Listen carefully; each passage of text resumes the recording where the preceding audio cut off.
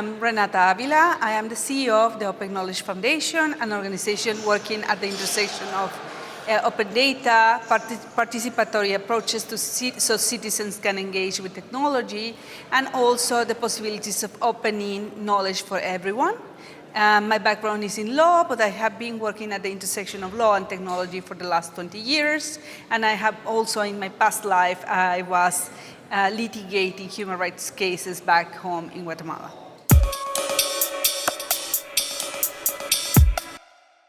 The possibilities to democratize technology in a meaningful way. And that we don't do that only opening the possibilities for anyone to use the technologies that we develop, but being active participants in the way that we shape technology. We will never, ever develop a tool or develop a standard without having people first.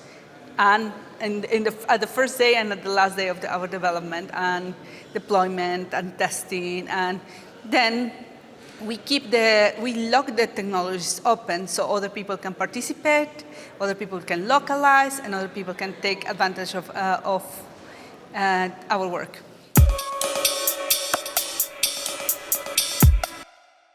It has been fascinating because when we work, we have a project called School of Data. And in the School of Data project, we have trained data literacy trainers from up to 200 different backgrounds.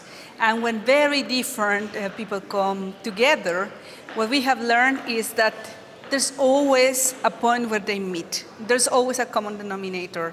And that the healthy disagreement helps us reach consensus. And I think that we also learn a lot in our practice from concrete examples on how different technologies and problems affect people differently, depending north and south, depending female, male, and so on.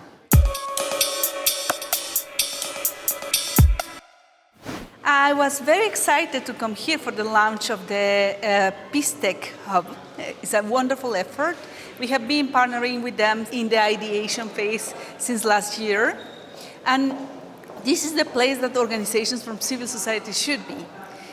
We always get together, all the NGOs together, and we have very few spaces to interact with the people deciding the most important policies. In this case, security.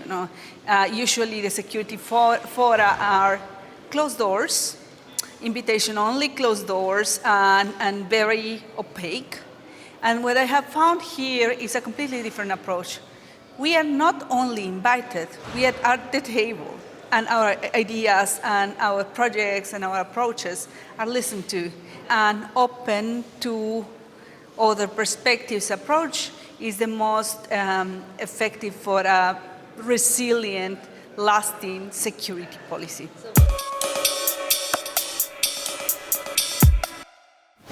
I think that they have to first understand the needs of the communities that they want to serve, because so many of them will have the brilliant idea on how data could help A or B community, while they are often, the young people developing these technologies, even in countries in the global south, come from a privileged background. And so, at so many times, far removed from the realities on the ground. So we need to get them on the ground.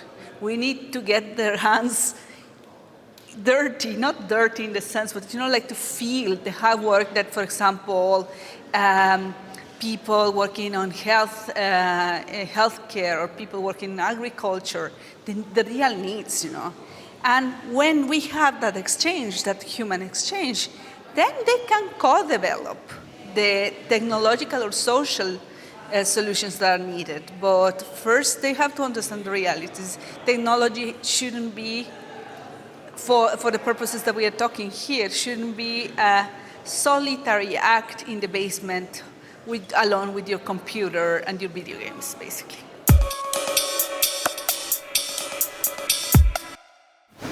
I think that we should always check our privilege and realize how lucky we are. If you're watching this, you have time, have connectivity, have electricity, in a place that is not in a war zone, highly likely, hopefully. And You know, and hopefully you will have a hot meal at home waiting for you if you are at your workplace. So we should embed like also our local values in everything we do, even if we work for an international corporation or if we are like far removed from where we come from. We should always remember why we are there and the people who made us make it somehow. So yeah, do never disconnect from the local.